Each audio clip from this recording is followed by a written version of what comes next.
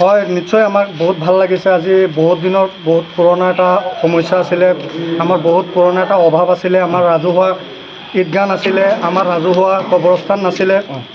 আজি আমাৰ সেইখিনি পালোঁ আৰু এইবাৰ প্ৰথমবাৰৰ বাবে আমাৰ এইটো ঈদগাহত আমি চবেই একেলগে নামাজটো আদায় কৰিম বুলি আশা কৰিছোঁ আৰু সকলোৰে তাতে উপস্থিত থাকিবলৈ আমাৰ পৰা অনুৰোধ থাকিল আৰু তাতে আমি নামাজটো আদায় কৰি পেলাই বিশ্ব শান্তিৰ কাৰণে আমি দোৱা দুৰুজ কৰিম আৰু তাৰে লগত আমাৰ বহুত দিনৰ পুৰণা এটা সমস্যা, বহুত দিনৰ পুৰণা এটা অভাৱ আমাৰ পূৰণ হৈছে।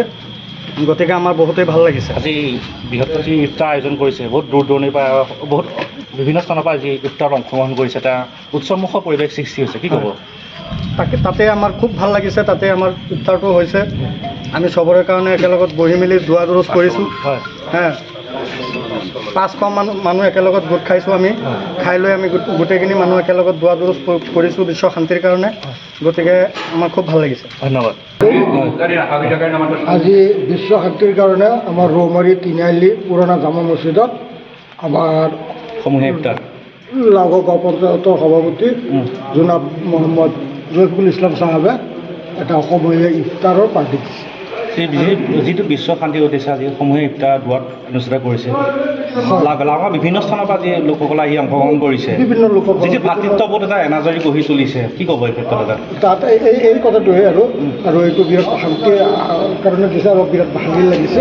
আৰু ইমান দিনৰ মূৰত আৰু ইফতাৰৰ আগত এটা বস্তু আলোচনা হৈছে, ইমান দিনৰ মূৰত আমাৰ এই ইটাপাৰা ৰৌমাৰীৰ ভিতৰত এটা ঈদগাহ মাঠ নাছিলে আৰু এই বছৰৰ পৰা নতুনকৈ আজি ইয়াতে ঈদগাহ মাঠ এটা হ'ব আমাৰ ৰৌমাৰী গাঁৱত।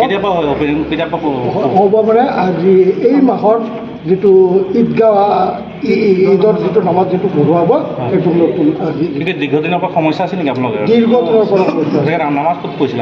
আগতে নামাজ পঢ়িছিলোঁ আমি ৰূপীয়া সমষ্টিৰ চতিয়ান গাঁৱত। কিন্তু বহুদিন দীৰ্ঘদিন এটা সমস্যা আছিল আপোনালোকৰ? এই সমস্যাটো আজিৰ পৰা সমাধান হৈছে আৰু এই সমস্যাটো সমাধানৰ ক্ষেত্ৰত আমাৰ লাহোৰ গাঁও পঞ্চায়তৰ সভাপতি মোহাম্মদ ৰফিকুল ইছলাম চাহাবৰ 100% অনুদান। প্ৰত্যেক বছৰে এনেকৈ আমাৰ ইটাপাৰা ৰৌমাৰী অঞ্চলত ইফতাৰ পাৰ্টিৰ আয়োজন কৰা হয়। এইবাৰো আমাৰ পঞ্চায়তৰ প্ৰাক্তন সভাপতি ৰফিকুল ইছলাম চাহাবৰ নেতৃত্বত আমাৰ বৃহত্তৰ ইটাপাৰা ৰৌমাৰী অঞ্চলৰ সমূহ ৰাইজ একেলগে আমাৰ ৰৌমাৰী তিনিআলি নুৰানী জামে মছজিদ তাত বহি সমূহীয়া ইফতাৰৰ আজি আমি একেলগে ইফতাৰ গ্ৰহণ কৰিছোঁ। গ্ৰহণ কৰাৰ পিছত আমি ইফতাৰ গ্ৰহণ কৰাৰ আগতে সমূহ ৰাইজে বিশ্ব শান্তিৰ কাৰণে আল্লাহৰ ওচৰত দোৱা কৰিছোঁ যাতে সকলোকে আল্লাহ তালাই ভালে কুশলে ৰাখে। অসমবাসী তথা ডিমৰীয়াবাসীৰ বাবে সুখবৰ। কামৰূপ মহানগৰ জিলাৰ সোণাপুৰত স্থাপন ডিমছ হাস্পতাল এণ্ড নাৰ্ছিং হোম। উপলব্ধ বিভাগসমূহ: general medicine, gynaecology, general and laparoscopic surgery, orthopaedic surgery, paediatrics and neonatology, palliative medicine, pain clinic, dermatology, ENT, urology, দুৰ্ঘটনা আৰু জৰুৰীকালীন সেৱাৰ বাবে 24 ঘণ্টাই উপলব্ধ ডিমছ হাস্পতাল এণ্ড নাৰ্ছিং হোম। অত্যাধুনিক সা সুবিধাৰে পৰিপূৰ্ণ ডিমছ হাস্পতাল এণ্ড নাৰ্ছিং হোমত উপলব্ধ digital X-ray, 24 hours pathology, ECG, PAC clinic, 24 hours RMO doctors.